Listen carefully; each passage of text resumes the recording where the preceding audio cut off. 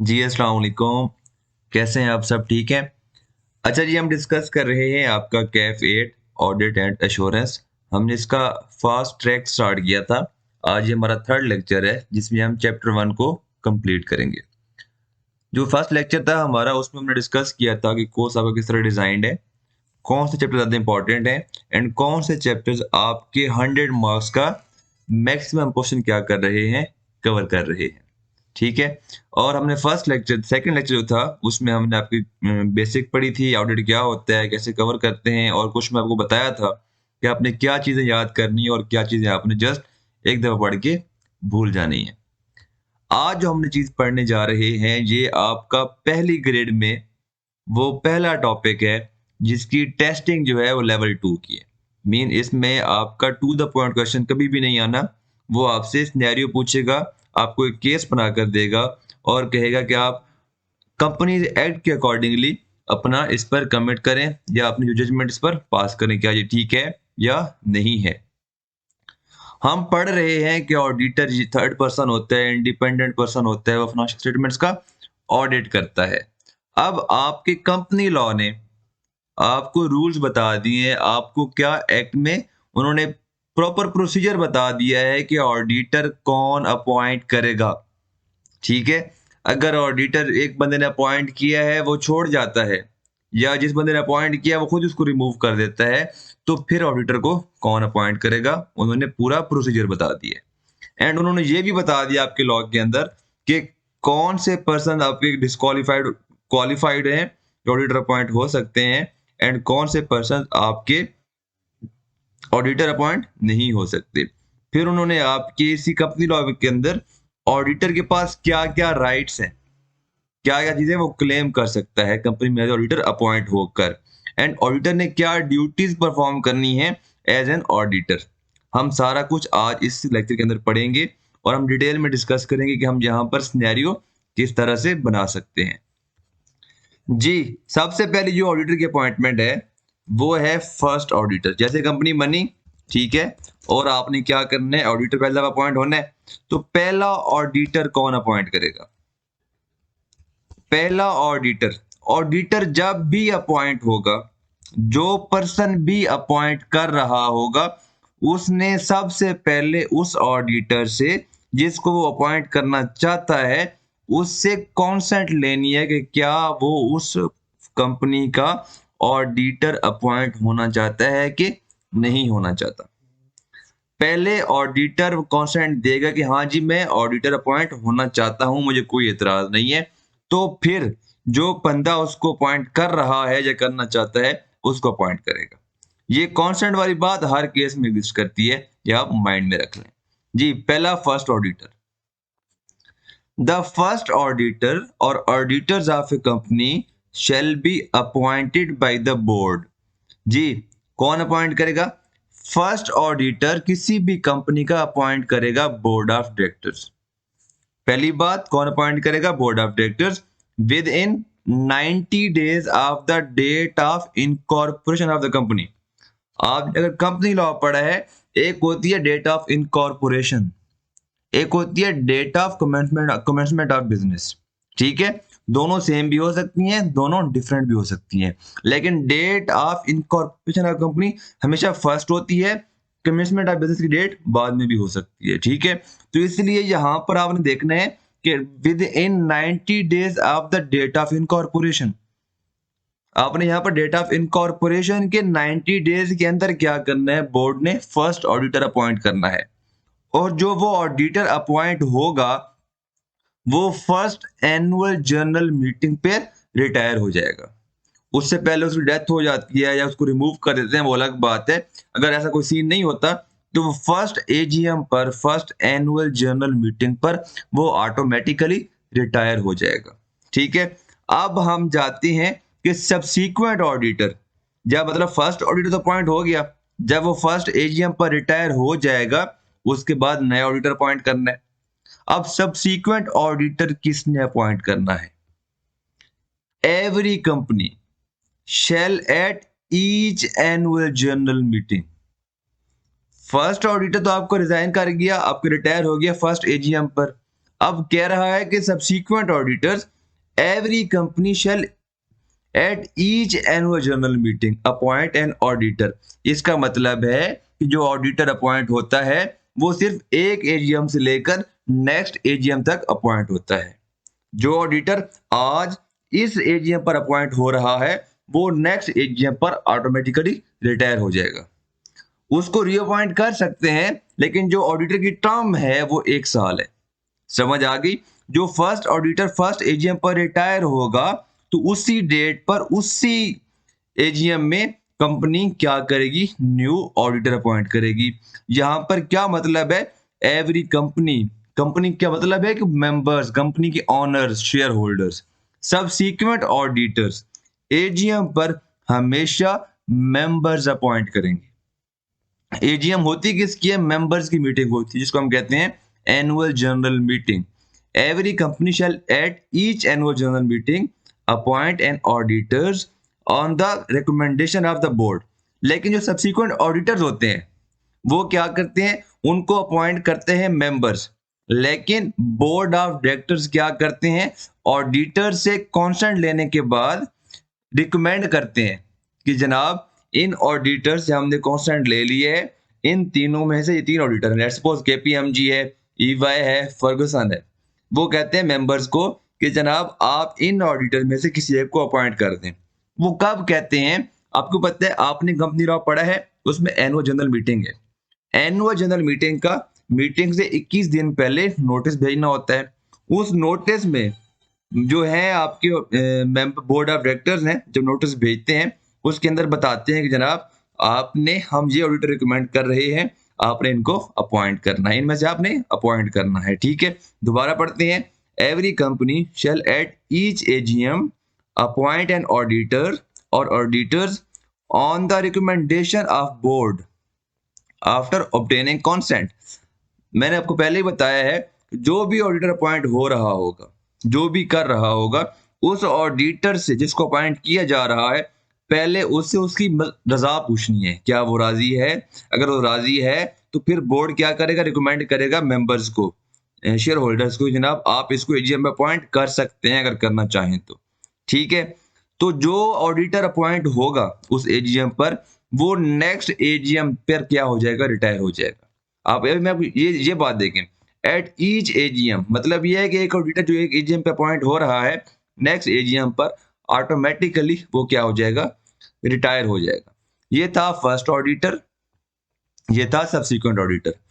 In case अगर AGM से पहले ही वैकेंसी खाली हो जाती है, क्या हो जाता है कि आपकी ऑडिटर की डेथ हो जाती है या कोई इशू बनता है, वो रिजाइन कर जाता है।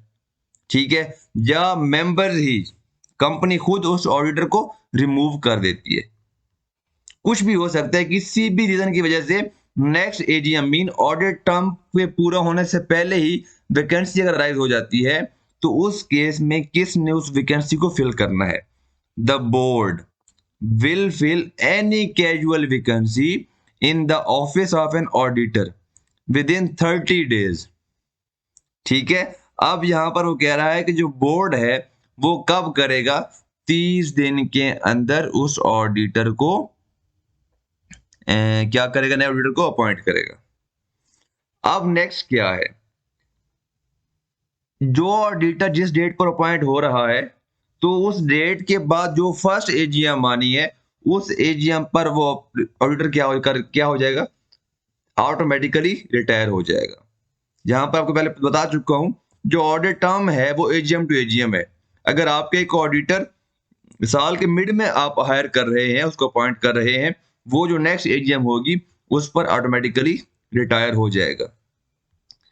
अगर एक ऑडिटर, ये कैजुअल वैकेंसी अराइज होती है, ऑडिटर को रिमूव करने से, कंपनी ऑडिटर को खुद अगर रिमूव करती है, तो उस केस में बोर्ड ऑफ डायरेक्टर्स ने 30 दिन में अपॉइंटमेंट तो करनी है, लेकिन उसके लिए कंपल्सरी है कि बोर्ड ने पहले कमीशन से मीन एससीसीपी से अप्रूवल लेना है कि क्या हम इस ऑडिटर को अपॉइंट कर सकते हैं कि नहीं कर सकते। अगर डेथ की केस में या ऑडिटर खुद रिजाइन कर जाता है, उस केस में आपने कोई अप्रूवल नहीं लेना, जस्ट बोर्ड ने क्या करना है, 30 दिन में अपॉइंटमेंट कर देनी है। अगर कंपनी ने खुद ऑडिटर को रिमूव किया है, खुद निकाला है, तो उस केस में company board of directors 30 days के अंदर अपॉइंट तो करेंगे, लेकिन पहले एसईसीपी से ऑडिटर, उस ऑडिटर की अपॉइंटमेंट का अप्रूवल लेंगे कि क्या हम इसको अपॉइंट कर सकते हैं कि नहीं कर सकते। अब आपके पास एक ऑप्शन और आता है कि अगर company board of directors given time के अंदर फर्स्ट ऑडिटर अपॉइंट नहीं कर पाती, ठीक है, नहीं कर पाते, अगर मेंबर्स एजीएम पर सब्सिक्वेंट ऑडिटर अपॉइंट नहीं कर पाते, अगर बोर्ड ऑफ डायरेक्टर्स 30 दिन के अंदर कैजुअल वैकेंसी को फिल नहीं कर पाते, तो फिर ऑडिटर को अपॉइंट करने के इख्तियारात कमीशन के पास चले जाते हैं। SECP, securities and exchange commission of Pakistan के पास चले जाते हैं। वो क्या कहता है, कमीशन में appoint a person to fill the vacancy in the cases if the company fails to appoint the first auditor within a period of 90 days of, जो मैंने आपको बताया है कि फर्स्ट ऑडिटर का कंपनी अपॉइंट नहीं करती, कौन अपॉइंट करेगा, कमीशन। अगर सब्सिक्वेंट ऑडिटर एजीएम में अपॉइंट नहीं हो पाता तो कौन अपॉइंट करेगा, कमीशन। अगर कैजुअल वैकेंसी जो है वो 30 डेज के अंदर फिल नहीं होती तो कौन अपॉइंट करेगा, और कमीशन अपॉइंट करेगा। वो चौथा केस है कि कंपनी ने ऑडिटर को अपॉइंट तो कर दिया, लेकिन वो ऑडिटर विलिंग ही नहीं है, उसने खुद रिजाइन कर दिया है, तो उस केस में कौन अपॉइंट करेगा, कमीशन अपॉइंट करेगा। तो ये थी आपकी ऑडिटर की अपॉइंटमेंट रूल्स, ठीक है, कि कौन अपॉइंट करेगा, कितने दिनों के अंदर अपॉइंट करेगा। अब हम नेक्स्ट पढ़ते हैं कि ऑडिटर जो अपॉइंट होगा उसकी रिम्यूनरेशन, तनख्वाह, उसकी ऑडिट फीस कितनी होगी, वो कौन डिसाइड करेगा। इन शॉर्ट, जो बंदा ऑडिटर अपॉइंट कर रहा होगा वही बंदा क्या करेगा, उस ऑडिटर की जो फीस है, सैलरी है, जो ऑडिट कमीशन है, जो भी हम उसको कह दें, वो कौन वो करेगा, उसकी फिक्स करेगा। अब पहले केस में अगर कंपनी ने अपॉइंट किया है, मीन मेंबर्स ने अपॉइंट किया एजीएम के अंदर, तो आपके जो मेंबर्स हैं उधर ही क्या करेंगे, उसकी फीस वो डिसाइड करेंगे, या वो अथॉरिटी डेलीगेट कर देंगे किनको, बोर्ड ऑफ डायरेक्टर्स को, कि बोर्ड ऑफ डायरेक्टर्स क्या कर सकते हैं, उस पर्सन की ऑडिटर की फीस अप्रूव या एग्री कर सकते हैं। अगर बोर्ड ने अपॉइंट किया है खुद तो बोर्ड ही डिसाइड करेगा, अगर कमीशन ने अपॉइंट किया है तो फिर कमीशन ही क्या करेगा, उसकी फीस डिसाइड करेगा। अब हम देखते हैं कि ऑडिटर को रिमूव कैसे कर सकते हैं जी। ऑडिटर को रिमूव, अब ये टर्म आपको बताता हूं, हमें गौर से सुननी है और पढ़नी है। The auditor or auditors appointed by the board और members, appointed by the board or members in an AGM may be removed through a special resolution। अब पहले आते हैं कि स्पेशल रेजोल्यूशन क्या होता है। कंपनी लॉ में आपने पढ़ा होगा कि अगर 100 मेंबर्स हैं और 100 की वोटिंग होती है, अगर 75% या उससे ज्यादा एग्री करते हैं कि ये काम हो जाए तो वो रेजोल्यूशन पास हो जाता है। मीन थर्ड फोर्थ मेजॉरिटी से जो डिसीजन होता है, वोटिंग होती है, उसको हम कहते हैं स्पेशल रेजोल्यूशन। अब दूसरी बात कि अगर बोर्ड या मेंबर्स ने ऑडिटर अपॉइंट किया है तो उसको मेंबर्स क्या कर सकते हैं, रिमूव कर सकते हैं थ्रू स्पेशल रेजोल्यूशन। अगर ऑडिटर को अपॉइंट करते हैं कमीशन तो मेंबर्स के पास इख्तियारात नहीं है उसको रिमूव करने की। मीन जो ऑडिटर कमीशन अपॉइंट करेगा, आपका एससीपी अपॉइंट करेगा, उसको एससीपी के अलावा कोई रिमूव नहीं कर सकता। नेक्स्ट एजीएम पर वो ऑटोमेटिकली रिटायर हो जाएगा, लेकिन इस टर्म में उसको कोई और बंदा रिमूव नहीं कर सकता। ये था आपका रिमूवल का प्रोसीजर, ठीक है। अब हम देखते हैं कि आपकी अपॉइंटमेंट करने का तरीका क्या है, कि आपने कौन से स्टेप्स फॉलो करने हैं ऑडिटर को अपॉइंट करने के। आपका लॉ कहता है कि सबसे पहले a notice shall be required for a resolution at companies AGM. हमें पता है कि हमने एजीएम में जो भी डिसीजन लेने होते हैं, आपने कंपनी लॉ में एजीएम के बारे में डिटेल में पढ़ा होगा। कैफ, अब कैफ 7 है, पहले कैफ 3 में बी लॉ के साथ कंपनी लॉ होता था, ठीक है। तो आपने इसमें पढ़ा था एजीएम के अंदर, उसमें प्रॉपर बताया जाता है कि जो भी डिसीजन एजीएम में होने होते हैं, बेशक वो ऑर्डिनरी बिजनेसेस हों, बेशक वो स्पेशल बिजनेसेस हों, तो एजीएम नोटिस की जो हम भेजते हैं उसमें हम उनको मेंशन करते हैं, ताकि जब मेंबर्स मीटिंग में आए तो उनके नॉलेज में हो कि हम डिस्कस क्या करेंगे वहां जाकर। ठीक है। सिमिलरली क्योंकि हम एजीएम में क्या कर रहे हैं, ऑडिटर को अपॉइंट कर रहे हैं, इसीलिए जब डायरेक्टर्स, अभी हमने यहाँ पर पढ़ा था कि डायरेक्टर्स क्या करेंगे, एजीएम पर रिकमेंड करेंगे ऑडिटर को। ठीक है। तो कैसे रिकमेंड कर सकते हैं, एजीएम के नोटिस में बता देंगे जनाब जी हमने ऑडिटर अपॉइंट करना है और ये हमारी रिकमेंडेशन है। ठीक है। अब मैंने यहाँ पर एक एजीएम का नोटिस खोला हुआ है, आपको दिखा देता हूँ। ये जी नोटिस ऑफ एजीएम में कौन सी कंपनी है, DG Khan cement company limited. उन्होंने यहाँ पर ये लिखा है टू अपॉइंट, ये business to appoint statutory auditors for the year 2121 to 2022। ठीक है। And fix their remuneration. अब आगे उन्होंने कहीं पर बताया होगा कौन से ऑडिटर अपॉइंट करने हैं, कौन से रिकमेंड कर रहे हैं, वो मैंने नहीं ढूंढे। मैं आपको ये बता रहा हूँ कि उन्होंने एजीएम में बताना होता है, ये लॉ की रिक्वायरमेंट है। ठीक है। अब उन्होंने बता दिया, अब आगे क्या प्रोसीजर है। अब आगे प्रोसीजर ये है, एक तो है कि ऑडिटर कौन रिकमेंड करता है, बोर्ड ऑफ डायरेक्टर्स रिकमेंड करते हैं, फिर उनको मेंबर्स अपॉइंट करते हैं। फिर नेक्स्ट उन्होंने बता दिया लॉ के अंदर कि सिर्फ ये रिकमेंड करने के इख्तियारात बोर्ड ऑफ डायरेक्टर्स के पास नहीं है, मेंबर्स मीन शेयर होल्डर्स भी रिकमेंड कर सकते हैं। वो कह सकते हैं कि जनाब मैं चाहता हूं कि आप इस बंदे को ऑडिटर अपॉइंट करें, क्योंकि वो बंदा ऑडिट कर किसके लिए रहा होता है कि वो शेयर होल्डर्स को, यूजर्स को एक रिपोर्ट बना कर दे कि क्या ये फाइनेंशियल स्टेटमेंट्स ठीक बनी हुई कि नहीं बनी हुई। तो मेंबर्स के पास भी अथॉरिटी है, इख्तियारात हैं कि वो ऑडिटर को अपॉइंट कर सके। लेकिन वो उन्होंने एक क्राइटेरिया बता दिया है कि अगर इतना क्राइटेरिया मीट कर रहे हैं मेंबर्स, तो फिर वो ऑडिटर को रिकमेंड कर सकते हैं। ठीक है ना, रिकमेंड कर सकते हैं, प्रपोज कर सकते हैं। अब फाइनल अपॉइंटमेंट एजीएम में ही होनी है, जो ज्यादा वोट बनेंगे जिसकी हक में, वो क्या हो जाएगा, ऑडिटर अपॉइंट हो जाएगा। अब वो क्या उनकी रिक्वायरमेंट्स हम देखते हैं। ए मेंबर, सिंगल मेंबर्स और मेंबर्स मीन एक से ज्यादा मेंबर्स मिलकर having not less than 10% share holding of the company. यहां तक अगर एक पर्सन खुद, एक सिंगल पर्सन है, सिंगल मेंबर है, उसकी 10% शेयर होल्डिंग है, या 4 या 5 पर्सन इकट्ठे मिल जाते हैं, मेंबर्स मिल जाते हैं, और उनका अगर उनका कंबाइंड जो परसेंटेज है वो 10% या उससे ज्यादा की है, तो फिर वो entitle to propose any auditor for appointment. तो उनके पास इख्तियारात आ जाते हैं कि वो किसी भी पर्सन को ऑडिटर अपॉइंट करने के लिए रिकमेंड कर सकते हैं, प्रपोज कर सकते हैं। लेकिन वही बात, जिस भी ऑडिटर को आप प्रपोज कर रहे हैं, रिकमेंड कर रहे हैं, या आप चाहते हैं कि आप उसको अपॉइंट करें, पहले आपने उससे उसकी कांस्टेंट लेनी है। जो शेयर होल्डर्स, मेंबर्स एक ऑडिटर को अपॉइंट करना चाहता है, वो पहले उसकी कांस्टेंट लेगा, फिर क्या करेगा, रिकमेंड करेगा।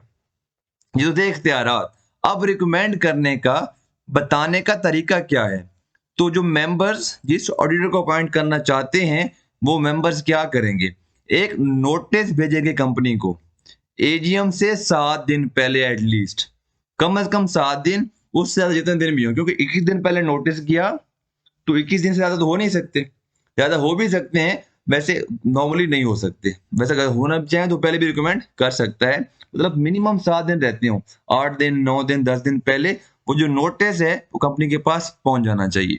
जब कंपनी के पास वो नोटिस पहुंच जाएगा, तो कंपनी ने क्या करना है, कंपनी ने 2 काम करने हैं। एक करना है कि उसने उस नोटिस की कॉपी भेजनी है पुराने ऑडिटर को, कौन, जो इस एजीएम पर रिटायर होगा, रिटायरिंग ऑडिटर। ठीक है। और उसने उस अपनी नोटिस की कॉपी को अपनी वेबसाइट पर भी क्या करना है, अपलोड करना है, ताकि जो मेंबर्स आए उनकी नॉलेज में हो कि जो एजीएम हमने नोटिस में, जो एजीएम के नोटिस में जो ऑडिटर्स रिकमेंडेड थे, उनके अलावा भी एक ऑडिटर नया क्या है, रिकमेंडेशन में आ रहा है, उसको भी हम क्या कर सकते हैं, कंसीडर कर सकते हैं। ठीक है। अब जो ऑडिटर रिकमेंड हो गया, अब इस पैराग्राफ के अंदर जो ऑडिटर रिटायर हो रहा है, इस एजेंट पर रिटायर होगा, उसके पास क्या राइट्स हैं। ठीक है, कि वो अपनी रिटायरमेंट को डिफेंड कर सके, ताकि कंपनी शेयर होल्डर्स उसको रीअपॉइंट कर सके। ठीक है। अब वो क्या है, where an auditor other than retiring auditor is propose to be appointed. ठीक है, जब कोई ऐसा ऑडिटर अपॉइंट करने जा रहे हैं जो पुराने वाले से अलग है, न्यू अपॉइंट करना चाहते हैं, तो फिर उस केस में रिटायरिंग ऑडिटर के पास राइट है कि वो एक रिप्रेजेंटेशन बनाए, कुछ रिप्रेजेंटेशन बनाए जिसमें अपने सारी फाइंडिंग्स लिखे, रीजंस बताए कि मुझे दोबारा अपॉइंट क्यों नहीं कर रहे, कुछ भी जो उसको लगता है कि बेहतर लगता है कि वो उसको एजीएम के अंदर शेयर होल्डर के सामने प्रेजेंट करनी चाहिए, वो बनाकर दे सकता है to the company at least 2 days before the date of AGM. ठीक है, such representation will be read out at the meeting before taking up the agenda for appointment of the auditor। बाकी जब सारे बिजनेस डिस्कस हो जाएंगे AGM के अंदर, accounts approve हो जाएंगे, डिविडेंड्स अप्रूव हो जाएंगे, डायरेक्टर्स की अपॉइंटमेंट हो जाएगी, बहुत सारे बिजनेस होते हैं जो एजीएम में डिसाइड हो रहे होते हैं। जब ऑडिटर की अपॉइंटमेंट की बात आएगी तो उस पर वोटिंग होने से पहले जो रिटायरिंग ऑडिटर ने कुछ लिखकर रिप्रेजेंटेशन बनाकर दी होगी वो पहले पढ़ी जाएगी, उसके बाद उस एजेंडे को आगे कंटिन्यू किया जाएगा।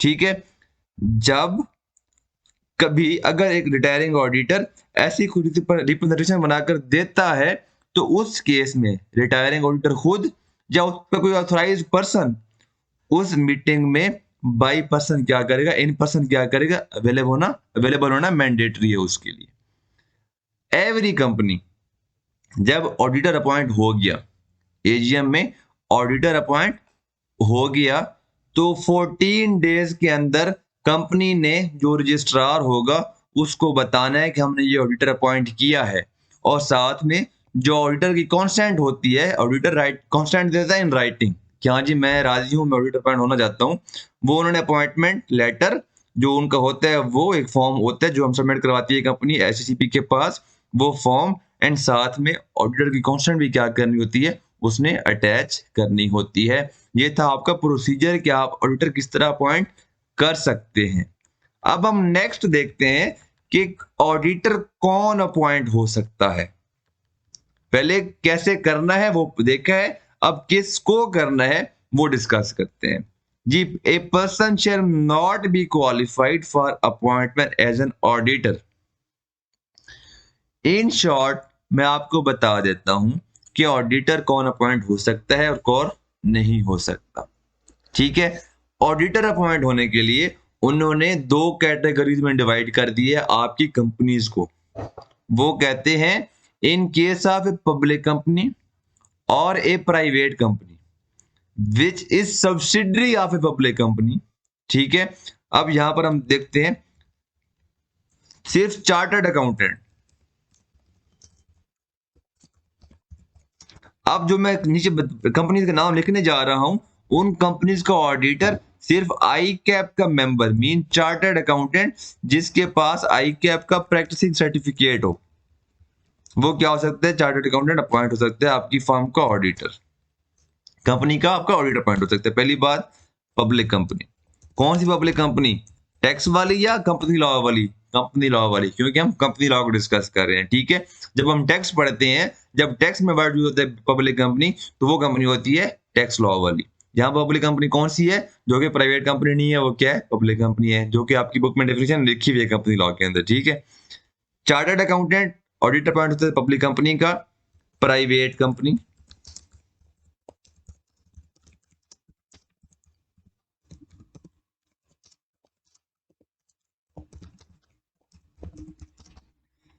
अगर एक कंपनी है तो प्राइवेट कंपनी, लेकिन उसकी जो होल्डिंग कंपनी है, उसकी जो ऑनर है, उसकी जो ऐसी कंपनी जो जिसके प्राइवेट कंपनी में 50% जो उससे ज्यादा ओनरशिप है, अगर वो कंपनी पब्लिक कंपनी है तो प्राइवेट कंपनी का चार्टर्ड अकाउंटेंट कौन अपॉइंट होगा, सॉरी ऑडिटर कौन अपॉइंट होगा, आपका चार्टर्ड अकाउंटेंट अपॉइंट होगा। फिर नेक्स्ट है एनी प्राइवेट कंपनी।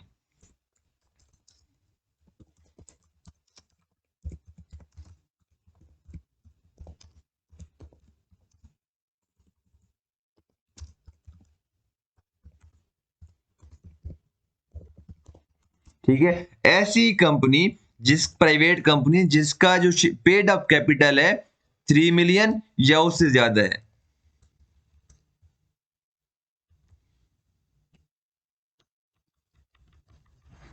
3 मिलियन या उससे ज्यादा है, तो उस केस में भी जो ऑडिटर उसका अपॉइंट कौन होगा, सिर्फ चार्टर्ड अकाउंटेंट अपॉइंट होगा, मीन आई कैप का मेंबर अपॉइंट होगा। यही बात लिखी हुई है। उसके अलावा हर कंपनी के लिए कौन अपॉइंट हो सकता है, चार्टर्ड अकाउंटेंट भी हो सकता है, या cost and management accountant mean ICMA भी हो सकता है। ये थी आपकी दो क्वालिफिकेशन। ये दो पर्सन हैं जो पाकिस्तान में किसी भी कंपनी का ऑडिट कर सकते हैं। मींस पाकिस्तान में एसीसीए ऑडिट रिपोर्ट साइन नहीं कर सकता, पाकिस्तान में CPA USA audit report sign नहीं कर सकता, पाकिस्तान में आईसीडब्ल्यू का मेंबर भी रिपोर्ट साइन नहीं कर सकता। ठीक है। अब क्या आपको पता है कि हमारे पास क्या होता है, ये कॉन्सेप्ट है फर्म्स का, जो क्या करती हैं, ऑडिट करती हैं। ठीक है। वो कहते हैं कि अगर एक फर्म है, उसमें अगर मेजॉरिटी ऑफ मेंबर्स क्वालिफाइड हैं, तो आप उस फर्म को उस फर्म के नाम से क्या कर सकते हैं, ऑडिटर अपॉइंट कर सकते हैं। वो किस तरह से हो सकता है कि एक फर्म में 10 पार्टनर्स हो, ठीक है, और 7 पार्टनर्स हो चार्टर्ड अकाउंटेंट, एक पार्टनर हो एचआर का एक्सपर्ट हो, एचआर का पार्टनर एचआर एडवाइजरी करता हो, ठीक है, एक पार्टनर हो tax adviser, may be chartered accountant ना हो लेकिन वो टैक्स का एक्सपर्ट हो, वो पार्टनर तो फर्म का हो। पार्टनर क्या होता है, जो ऑनर होता है, ठीक है। और एक आपको हो सकता है कि आईटी का पार्टनर हो, जो आपकी जो आईटी के रिलेटेड क्या जाता हो, सर्विसेज देता हो, ठीक है। यहाँ पे मेजॉरिटी ऑफ जो मेंबर्स क्या है, क्वालिफाइड हैं, चार्टर्ड अकाउंटेंट, तो आप उस फर्म को उसकी फर्म के नेम से क्या कर सकते हो, अपॉइंट कर सकते हो। लेकिन जब आप ऐसे किसी फर्म को फर्म के नेम से अपॉइंट करोगे, तो तब उस केस में ऑडिट रिपोर्ट को साइन वही बंदा करेगा जो क्वालिफाइड चार्टर्ड अकाउंटेंट होगा, या अगर नीचे वाला केस है तो या qualified cost and management accountant होगा। वही पर्सन क्या कर सकता है, उस रिपोर्ट को साइन कर सकता है। अब हम आते हैं कि कौन से पर्सन हैं जो ऑडिटर अपॉइंट नहीं हो सकते। बेशक वो चार्टर्ड अकाउंटेंट्स हैं, बेशक वो कॉस्ट एंड मैनेजमेंट अकाउंटेंट्स हैं, लेकिन उन्होंने नीचे कुछ क्राइटेरियाज बता दिए हैं। अगर वो फिल नहीं करते या उन इनएलिजिबिलिटी में फॉल करते हैं, तो वो पर्सन ऑडिटर अपॉइंट नहीं हो सकते। पहली क्या है आपकी disqualification, A person who is or at any time during the preceding 3 years was a director or other officer or employee of a company, means a qualified chartered accountant, a qualified cost and management accountant, ठीक है, उस company का auditor appoint नहीं हो सकता जिस company में वो आज या पिछले 3 सालों में कभी भी एम्प्लॉय रहा है। एम्प्लॉय में वो एज डायरेक्टर भी काम कर सकता है, एज अदर ऑफिसर भी काम कर सकता है, ठीक है, किसी तरह से भी एम्प्लॉय रहा है उस कंपनी में, तो वो पर्सन उस कंपनी का ऑडिटर अपॉइंट नहीं हो सकता। Next point, a person who is a partner or in the employment of a director, ठीक है। अब मैं तैफूर, मेरा एक दोस्त की कंपनी में डायरेक्टर है, ठीक है, या मेरा एक बिजनेस पार्टनर है, वो एक कंपनी में डायरेक्टर है, ठीक है, या मेरा जो बॉस है वो उस कंपनी में डायरेक्टर है, हालांकि मैं उस कंपनी में एम्प्लॉय नहीं हूं, लेकिन मेरा जो बॉस है वो उस कंपनी में डायरेक्टर है या ऑफिसर है या एम्प्लॉय है, तो फिर मैं उस कंपनी का भी ऑडिटर अपॉइंट नहीं हो सकता। The suppose of a director of a company, यहां पर सिर्फ डायरेक्टर की बात हो रही है। अगर एम्प्लॉय या ऑफिसर की सपोज है, तो वो फिर भी ऑडिटर अपॉइंट हो सकता है। जो है डायरेक्टर का सपोज, वो ऑडिटर अपॉइंट नहीं हो सकता उस कंपनी का जिसमें उसको सपोज क्या है, डायरेक्टर है। अब next, a person who is indebted to the company other than in the ordinary course of business of such entities। यहां तक बात करते हैं, अगर एक पर्सन ने उस कंपनी का उधार देना है, जिस कंपनी का ऑडिटर अपॉइंट होने जा रहा है, अगर उसने उसका उधार देना है, तो वो उसका पर्सन अपॉइंट नहीं हो सकता, ठीक है। फिर आगे कह रहा है कि other then in the ordinary course of such entities, अगर दोनों बिजनेसेस का mean chartered accountant firm, auditor की जो एंटिटी है, जो फर्म है उसका, एंड जिस कंपनी का वो ऑडिटर अपॉइंट होने जा रहा है, अगर दोनों को ऑर्डिनरी बिजनेस ही यही है, तो फिर अपॉइंट हो सकता है। क्या मैं बैंक की बात कर लेते हैं। बैंक का तो ऑर्डिनरी बिजनेस है कि वो लोन देता है, ठीक है। तो क्या फर्म का ऑर्डिनरी बिजनेस है कि वो लोन लेती है? फर्म का ऑर्डिनरी बिजनेस क्या है? वो सर्विसेज प्रोवाइड करती है। कौन सी? बुक कीपिंग की, ऑडिट की, ठीक है, फाइनेंशियल एडवाइजरी की, कॉर्पोरेट एडवाइजरी की, टैक्स एडवाइजरी की एंड ईआरपी इंप्लीमेंटेशन एटसेट्रा की, ठीक है।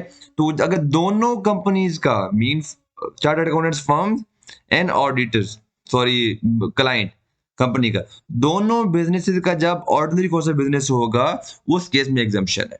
लेकिन नीचे वाले दोनों ने दो एक्सेप्शंस बताई हैं। अगर ऑर्डिनरी कोर्स ऑफ बिजनेस दोनों का नाम भी हो, अगर ये दो कंडीशंस हैं तो फिर भी वो क्वालिफाइड कंसिडर किया जाएगा। वो कौन सी हैं?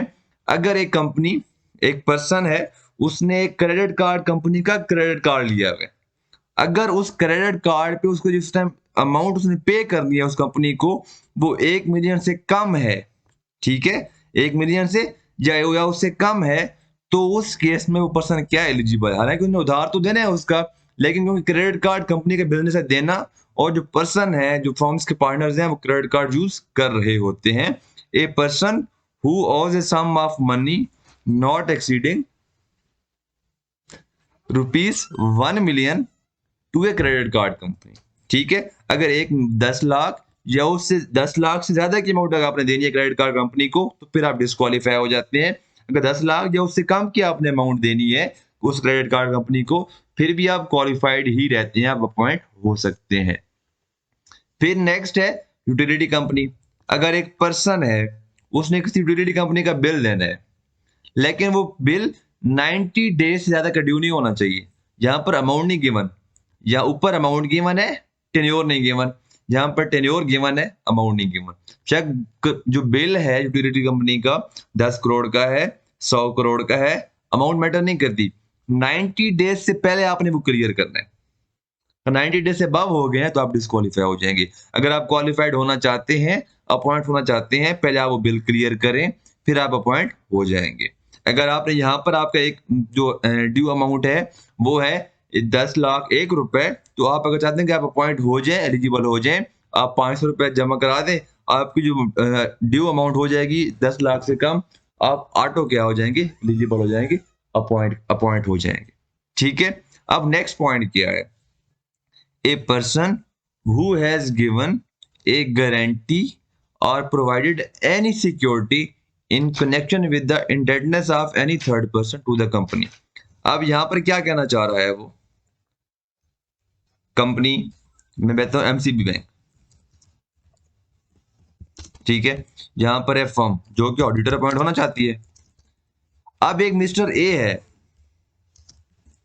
मिस्टर ए जाता है एमसीबी बैंक के पास कि जनाब मुझे आपसे लोन चाहिए। एमसीबी बैंक कहते हैं कि जनाब मैं आपको जानता भी नहीं हूं, आपको लोन कैसे दूं? आप कोई ऐसा बंदा लेकर आए जो आपकी गारंटी दे, आपकी श्योरिटी दे, मैं आपको लोन पे कर दूंगा। मिस्टर ए जाते हैं फर्म के पास, हम को कहते हैं यार मैं आपका जानने वाला हूँ, बैंक वाले आपके जानने वाले हैं, तो आप काइंडली बैंक से कहें कि मुझे लोन दे दे, आप मेरी सिक्योरिटी दे दे, गारंटी दे दें, श्योरिटी दे दें, ताकि बैंक मुझे लोन इशू कर दे। फर्म क्या करती है? एमसीबी बैंक के पास जाती है, उसे कहती है कि जनाब आप क्या करें, मिस्टर ए को लोन इशू कर दें, और एमसीबी बैंक लोन इशू कर देता है, ठीक है। यहां पर यही बात हो रही है, ये केस हुआ है। अब फिर आगे कह रहा, अगर इतनी तक बात करें तो यहां तक की बात में वो जो कंपनी है वो क्या हो जाती है, आपकी इनएलिजिबल हो जाती है, आपकी वो पॉइंट फर्म जो है ऑडिटर अपॉइंट नहीं हो सकती, ठीक है। अब आगे वो कहता है अगर ये काम MCB bank mean company and firm जो ऑडिटर अपॉइंट होना चाह रहा है, होने जा रहा है, दोनों का ऑर्डिनरी कोर्स ऑफ बिजनेस है तो फिर कोई मसला नहीं है, फर्म एलिजिबल है। लेकिन क्या फर्म का काम, चार्टर्ड अकाउंटेंट जो फर्म बनाकर बैठे होते हैं, क्या उनका काम गारंटी या श्योरिटी देना होता है लोन्स में? नहीं होता। उनका काम होता है ऑडिट करना, बुक कीपिंग करना, टैक्स एडवाइजरी करना, कॉर्पोरेट एडवाइजरी करना, ठीक है, फाइनेंशियल एडवाइजरी करना, आईटी एडवाइजरी करना। तो ये ऑर्डिनरी कोर्स ऑफ बिजनेस नहीं है। एक केस में हो सकता है, ठीक है, एक केस में हो सकता है कि एक फर्म की हो पॉलिसी। अब देखते हैं कि मिस्टर ए है फर्म का एम्प्लॉय, मैनेजर है, डायरेक्टर है, ठीक है, और ये फर्म की पॉलिसी है कि अगर फर्म का एम्प्लॉय किसी बैंक के पास अप्लाई करता है गाड़ी के लिए, कोई भी एम्प्लॉय करता है, तो फर्म का बैंक कहता है कि जनाब आप हमें गारंटी दें, तो फर्म अपने एम्प्लॉय की बिहाफ पर गारंटी अगर देती है, ठीक है। अब एमसीबी का ऑर्डिनरी कोर्स ऑफ बिजनेस क्या है? लोन, बाइक देना, बाइक नहीं सॉरी कार्स देना लोन पर, ठीक है, एडवांस पे। अब फर्म का ऑर्डिनरी कोर्स ऑफ बिजनेस क्या है कि वो सिर्फ अपने एम्प्लॉयज के अगेंस्ट क्या करती है? श्योरिटी देती है, गारंटी देती है। अब यहाँ पर ये फर्म एंड एमसीबी बैंक दोनों का ऑर्डिनरी कोर्स ऑफ बिजनेस है।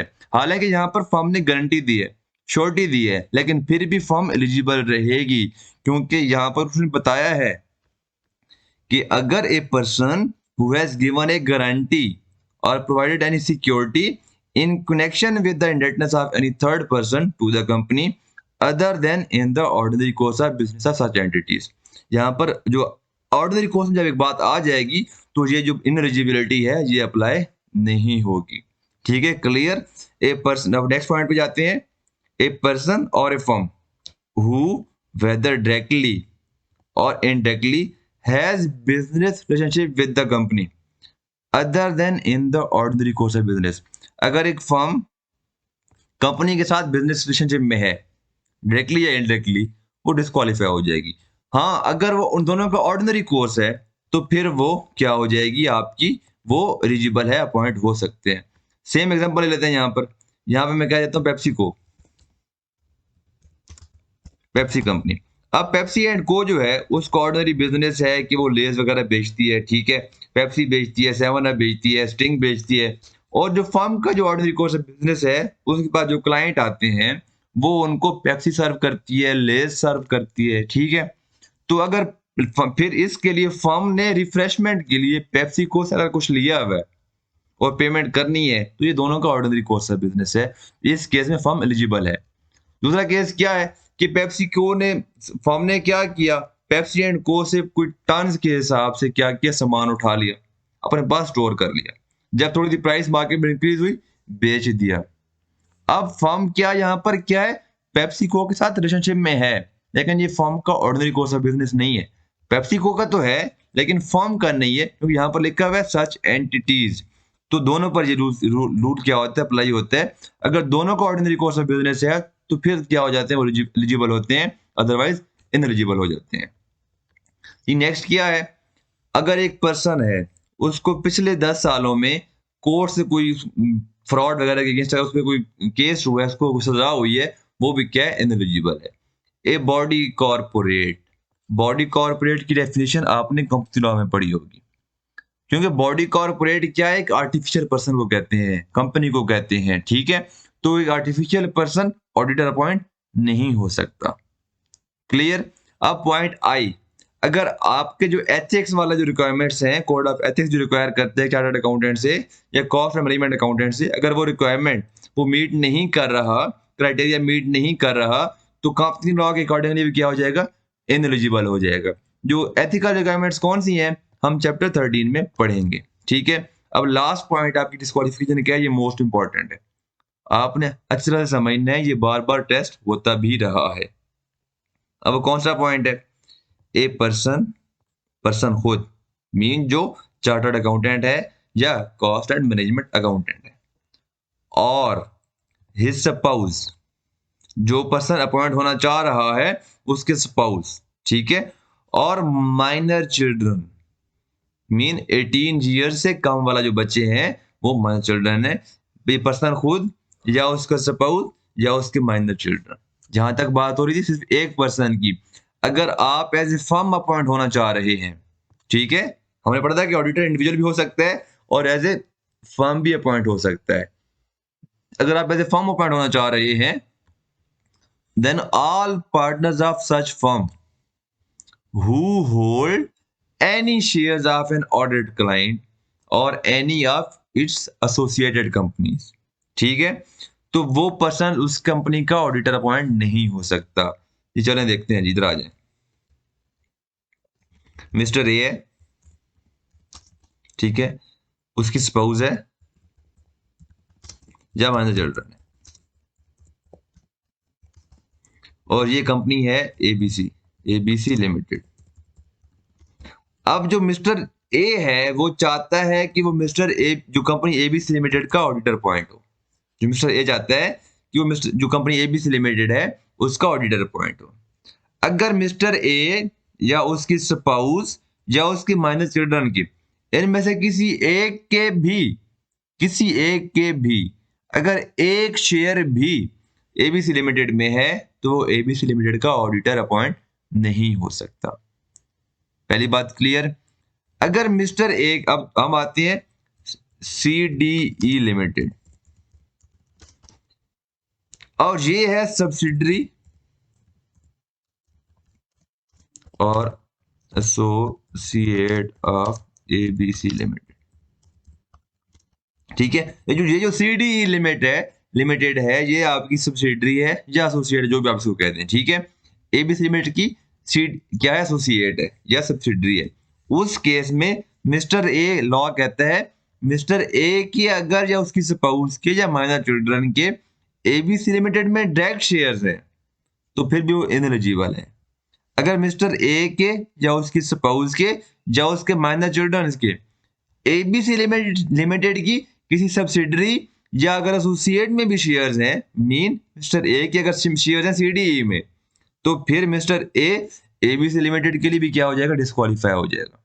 ठीक है ना, अगर मेरे एबीसी लिमिटेड में शेयर्स हैं तो मैं सीडीई लिमिटेड में के लिए क्या हो जाऊंगा, डिस्क्वालीफाई हो जाऊंगा। मींस मैं पूरी फैमिली के लिए, आपको पता है कंपनी की फैमिली होती है, जो ग्रुप होता है, एसोसिएट्स होते हैं, सब्सिडीज होती हैं, ठीक है, पेरेंट कंपनी होती है, या फिर पूरा ग्रुप होता है। अगर एक ऑडिटर एक कंपनी के लिए डिस्क्वालिफाइड है, इनएलिजिबल है, तो फिर वो पूरे ग्रुप के लिए क्या हो जाएगा, इनएलिजिबल हो जाएगा। सेम फॉर फर्म, अगर जहां पर फर्म की बात हो रही है, ठीक है, हम हायर कर रहे हैं एक ऑडिटर को एज ए फर्म, तो फिर उसमें क्या होना है, सेम रूल अप्लाई होना है। अगर फर्म के सारे पार्टनर में किसी एक के भी एक कंपनी में अगर शेयर्स हैं तो पूरे ग्रुप के लिए क्या हो जाएंगे, इनएलिजिबल हो जाएंगे। हाँ, अगर वो अपॉइंटमेंट से पहले उन शेयर्स को डिस्पोज ऑफ कर देते हैं फिर वो एलिजिबल हो जाते हैं, ऑडिटर अपॉइंट हो सकते हैं। आगे ये बात लिखी हुई है, provided that if such a person holds shares prior to his appointment as auditor, appoint होने से पहले तो शेयर उसके पास थे, ठीक है, बेशक वो एज इंडिविजुअल अपॉइंट हो रहा है या as a partner firm appoint हो रहा है, ठीक है ना। लेकिन अगर वो इस फैक्ट को जब ऑडिटर अपॉइंट हो रहा होता है वहां पर डिस्क्लोज कर देता है और अपॉइंट होने के बाद 90 डेज के अंदर वो उन शेयर्स को डिस्पोज ऑफ कर देता है, डिसइन्वेस्ट कर देता है, तो फिर वो एलिजिबल होता है। अगर वो ये काम करता है तो फिर वो ऑडिटर अपॉइंट हो सकता है। ठीक है, अब आपको मैंने एक बात बताई थी कि अगर एक ऑडिटर एक फर्म के लिए इनएलिजिबल है तो वो उस कंपनी के पूरे ग्रुप के लिए इनएलिजिबल हो जाएगा, डिस्क्वालिफाइड हो जाएगा। आगे ये बात लिखी हुई है, पढ़ते हैं। A person will not be qualified for appointment as auditor of a company if he is due to the above mentioned disqualifications, मुझे हमने पॉइंट ए से जे तक पढ़े हैं, is disqualified for appointment of any other company which is the company's subsidiary or holding or a subsidiary of that holding company। समझ आ रही है वही बात, अगर एक ऑडिटर एक कंपनी के लिए डिस्क्वालीफाई कर जाता है, इनएलिजिबल हो जाता है, तो वो उस कंपनी के पूरे ग्रुप के लिए, एबीसी की होल्डिंग के लिए, एबीसी की सब्सिडरी के लिए, या सीडीई कोई और होल्डिंग की सब्सिडरी है, तो उस पूरे ग्रुप के लिए क्या हो जाता है, वो डिस्क्वालीफाई कर जाता है। ये मोस्ट इंपॉर्टेंट बात थी, ये थी आपकी डिस्क्वालिफिकेशन। अब हम देखते हैं कि ऑडिटर्स के क्या राइट्स हैं, ऑडिटर्स की क्या ड्यूटीज हैं। पहला राइट क्या ऑडिटर का, auditor of a company has a right of access at all times to the company's books. ठीक है, books means books of accounts, जो जहां पर एंट्रीज पास हो रही होती है, जनरल जर्नल, ठीक है, अकाउंट्स, लेजर्स, वाउचर्स होते हैं आपके सोर्स डॉक्यूमेंट्स, ठीक है, जिस फॉर्म में भी आपने अपने पास रखे में, इलेक्ट्रॉनिक फॉर्म में है, हार्ड फॉर्म में है, ठीक है, और कंपनी ने ऑडिटर को एक्सेस देनी है। ये आपको ऑलरेडी मैं यहाँ पर पढ़ा चुका हूँ, ये आपका पेज नंबर है ये 4, जहां तक ये पढ़ा था हमने। कंपनी ने ऑडिटर को हर चीज की एक्सेस प्रोवाइड करनी ताकि अपना ऑडिट क्या कर सके, कंप्लीट कर सके। ठीक है, अब नेक्स्ट राइट क्या है ऑडिटर का, नेक्स्ट राइट ऑडिटर का है कि of access of such copies of an extracts from the books, अगर कोई ब्रांचेज हैं कंपनी की और उन ब्रांचेज के अपने सेपरेट अकाउंट्स हैं, तो ऑडिटर को उन ब्रांचेज के अकाउंट्स तक भी क्या देनी चाहिए, एक्सेस देनी चाहिए। ठीक है। और अगर ऑडिटर चाहता है, ऑडिटर समझता है कि उसको कंपनी के किसी पर्सन को एक पर एक्सेस देनी चाहिए जिससे वो कुछ इन्फॉर्मेशन ले सकता है, तो यहाँ पर उन पर्सन्स का नाम लिखे हुए हैं। डायरेक्टर हो सकता है, ठीक है, ये ऐसा पर्सन जो उन अकाउंट्स को मैनेज कर रहा है, उनको रिस्पॉन्सिबल है। कंपनी की कोई सब्सिडरी है, क्लाइंट की कोई सब्सिडरी है, तो उसके अकाउंट्स पे उसके जो मैनेजमेंट एंड डायरेक्टर्स हैं, उन पर भी एक्सेस दी जा सकती है। ठीक है, ये राइट्स लिखे हुए हैं। और एक राइट यहाँ पर लिखा हुआ है आपका, ये एक राइट है, ये the auditor of a company will be entitled to attend any AGM of any general meeting of the company. ठीक है, जनरल मीटिंग तीन तरह की होती है, annual general meeting, extraordinary general meeting, और एक आई थिंक पैरवी होती है, स्टैट्यूटरी मीटिंग होती है। तीन तरह की मीटिंग्स होती हैं। तो ऑडिटर का ये राइट है कि वो क्या करे, उन मीटिंग्स को अटेंड करे and to receive all notice of any communication. ठीक है, ये भी ऑडिटर का क्या है, राइट है।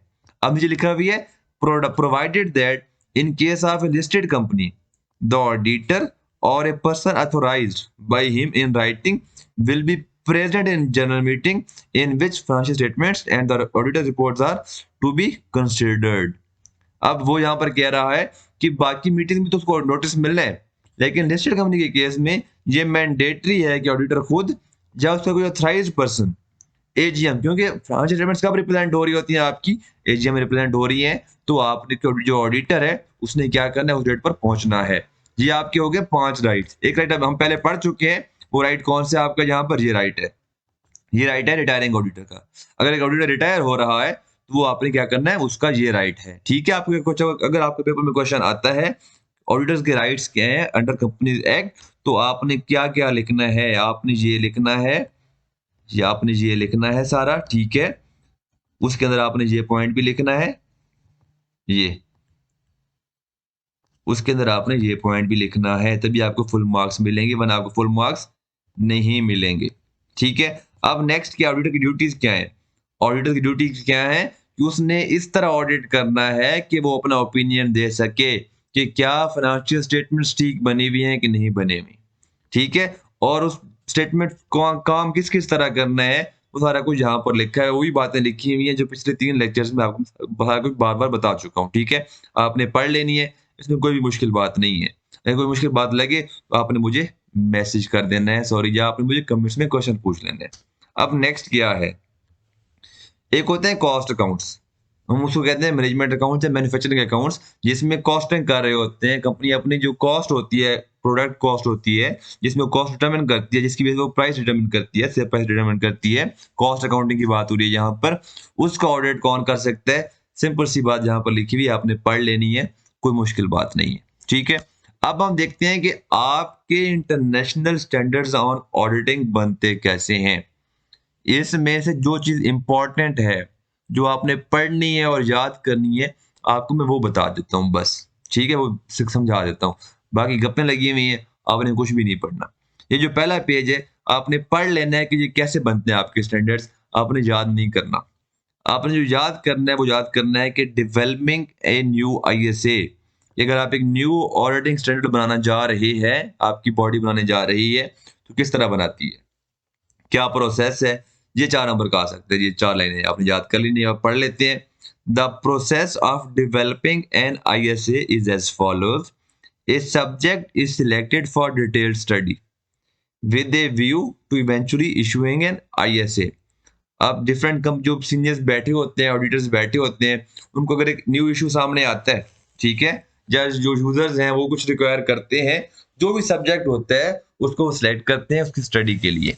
ठीक है, फिर after a period of study and research, अगर कुछ वो एक फाइनल कंक्लूजन में पहुंचते हैं, तो उसको एक ड्राफ्ट बना देते हैं। ड्राफ्ट बनाने के बाद वो उसको करवाते हैं, इनको ऑडिटिंग स्टैंडर्ड बोर्ड है, international auditing and assurance standards board जो उनका है, उससे अप्रूव करवाते हैं। जो उसके साथ एफिलिएटेड बॉडीज हैं, जैसे कि आईकैप भी एफिलिएटेड है, आपका आईसीएम में भी एफिलिएटेड है, आईएसएस बी के साथ, जो आपके इंटरनेशनल बाकी स्टैंडर्ड्स बॉडीज हैं वो भी एफिलिएटेड हैं, तो हर कंट्री में जो बॉडीज एफिलिएटेड है उनके साथ उनको वो डिस्ट्रीब्यूट कर देते हैं। जो उनके मेंबर्स हैं, मीन जो रेलेवेंट बॉडी है आई कैप, अपने ऑडिटर्स चार्टर्ड अकाउंटेंट्स में डिस्ट्रीब्यूट करेगी, उनसे वो कमेंट्स मांगेगी या अमेंडमेंट्स मांगेगी। ठीक है, वो जो ड्राफ्ट है वो भेजा जाएगा दोबारा ऑडिटिंग बोर्ड के पास, वो उसको कंसिडर करेंगे और उसको दोबारा क्या करेंगे, अप्रूव करेंगे। अप्रूव करने के बाद आईएसए क्या हो जाएगा, आपका पब्लिश हो जाएगा। आपने ये याद करना है बस, इसके बाद आपने आगे कुछ नहीं याद करना। अब आपके पास ऑडिटिंग स्टैंडर्ड कितने टाइप के हो सकते हैं? एक है directly international standards on auditing, जो हम यूज करते हैं एक्सटर्नल ऑडिट्स के लिए नॉर्मली। सादा अल्फाज में हमारे सिलेबस में ये सारे तकरीबन हैं, कुछ हमारे सिलेबस में हैं, हम ये पढ़ेंगे। फिर आपके हैं international standards on review engagement, ये हम अप्लाई करते हैं तब जब हमने लिमिटेड अश्योरेंस देना हो। ये हम अप्लाई करते हैं तब जब हमने अश्योरेंस देना हो रीजनेबल। ठीक है, हमारे सिलेबस में चैप्टर 15 है, वो सिर्फ जहाँ उसमें ये चीज डिस्कस की गई है, बाकी कहीं पर डिस्कस नहीं की। जो ये दोनों हैं ये आपके सिलेबस का हिस्सा नहीं है। जो ये वो लास्ट वाला है चैप्टर 2 के अंदर हम थोड़ा सा इसको डिस्कस करेंगे, बाकी आपके सिलेबस में नहीं है। अब आते हैं नेक्स्ट पेज पे। अब ये आपने तो देख लेना है कि आपके जो ऑडिटिंग स्टैंडर्ड है उसमें वो सीक्वेंस क्या होता है, ये आपने याद नहीं करना। ठीक है, जो भी तक आपने हमने पढ़ा है, आपने जो कंपनी लॉ वाला पोर्शन हमने पढ़ा है, जो एलिजिबिलिटी पढ़ी है ऑडिटर की, वो आपने सारी की सारी याद करनी है। बाकी जो अभी हम ये चीजें पढ़ रहे हैं कि ऑडिट स्टैंडर्ड्स कैसे बनते हैं, उसमें जब ये अभी तक जो आपको मैंने बोला है आपने वो याद करना है, बाकी आपने याद नहीं करना। अब हम जो पढ़ने जा रहे हैं वो मोस्ट इंपॉर्टेंट है। पहली बात, ISA 220 international standards on auditing. ठीक है, 200 क्या कहता है? Overall objectives of the independent auditor. ठीक है, ओवरऑल ऑब्जेक्टिव क्या है? And the conduct of an audit in accordance with the ISA. अब ओवरऑल ऑब्जेक्टिव क्या है एज पर दिस स्टैंडर्ड? वो कहता है to obtain reasonable assurance about whether the financial statements as a whole are free from material misstatement। ठीक है, कि उसने रीजनेबल अश्योरेंस ऑब्टेन करना है कि क्या financial statements free from material misstatement हैं। कैसे ऑब्टेन करेगा? Sufficient and appropriate audit evidence collect करके, उसके बगैर तो नहीं कर सकता। ठीक है, whether due to fraud or error, thereby enabling the auditor to express an opinion। जब ऑडिटर एविडेंस इकट्ठा कर लेगा, ठीक है, उसने फिर क्या करना है? ओपिनियन एक्सप्रेस करना है कि क्या financial statements applicable reporting framework के अकॉर्डिंगली बनी हुई है या नहीं बनी हुई। ठीक है, पहला ऑब्जेक्टिव ये है to report on the financial statements. पहले उसने क्या करनी है? अश्योरेंस ऑब्टेन करनी है, और फिर क्या करना है? उस अश्योरेंस को उन्हें एक रिपोर्ट में ओपिनियन की तरह क्या कर देनी है? पेश कर देना है। ये क्या है? ऑडिटर का ओवरऑल ऑब्जेक्टिव है। जो आईएसए 200 है वो ऑडिटर से क्या रिक्वायर करता है, वो ऑडिटर से क्या एक्सपेक्ट करता है कि ऑडिटर को क्या करना चाहिए? वो कहता है कि ऑडिटर ने ऑडिट करते हुए रेलेवेंट सारे आईएसएस को कंप्लायंस की क्या करनी है? कंप्लायंस करनी है। किस तरह कंप्लायंस करनी है? जब आगे जाके आईएसएस पढ़ेंगे, ठीक है, हम देखेंगे कि ऑडिट जो ऑडिटिंग स्टैंडर्ड्स हैं रिस्क असेसमेंट के बारे में वो क्या कहते हैं, तो ऑडिटर को वैसा ही करना चाहिए। ठीक है, comply with relevant ethical requirements, chapter 13 में हम पढ़ेंगे सो ये क्या कहते हैं, sorry, plan and perform an audit with professionalism, professional scepticism. Professional scepticism की जो हमारी टर्म है ये नेक्स्ट पेज पर है, वो कहती है प्रोफेशनल स्केप्टिसिज्म। जी ये रहा, an attitude that includes A questioning mind. Professional scepticism कहता है या आपके ऑडिट कहते हैं जब आप ऑडिट कर रहे हो तो आपने जो अपना एटीट्यूड रखना है वो ऐसा रखना है कि जो भी बात आपको क्लाइंट बताए तो आपके माइंड में आए क्यों ऐसा हो रहा है, क्या वजह है इसकी, ठीक है, कैसे हो रहा है, सारा कुछ क्वेश्चनिंग माइंड। मतलब जो आपको बताया आप उसमें से क्वेश्चंस करें, आप चेक करें क्या इसमें कोई मसला मसाइल तो नहीं है। Being alert to conditions which may indicate possible misstatement due to fraud और एरर। जो भी बात आपको बताए आपके माइंड में फौरन क्वेश्चन हैं, शक का है, आप उससे क्वेश्चन पूछेंगे, कोई गलती तो नहीं, शायद इसमें कोई गलती हो, ठीक है? आपने इस तरह का माइंडसेट अपना रखकर क्या करना है, ऑडिट करना है। Exercise professional judgment in planning and performance and audit. अब प्रोफेशनल जजमेंट क्या है वो देखते हैं। Professional judgment means the application of relevant training, knowledge and experience. ठीक है,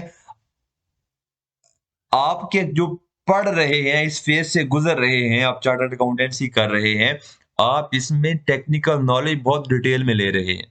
जब आप 3.5 साल की आर्टिकलशिप करते हैं, ट्रेनिंग करते हैं, तो वहां आपके पास प्रॉपर उस नॉलेज को, जो एक्सपीरियंस, आपको जो नॉलेज होता है, बुकिश नॉलेज होता है, आप उसका, वो आपका एक्सपीरियंस में कन्वर्ट होना स्टार्ट हो जाता है। ठीक है, जब आप किसी क्लाइंट का ऑडिट कर रहे होते हैं, तो उससे रेलेवेंट जो चीजें आपने पहले देखी होती हैं, की होती हैं, तो उसके अकॉर्डिंग आप जजमेंट वहां पर अप्लाई कर सकते हैं।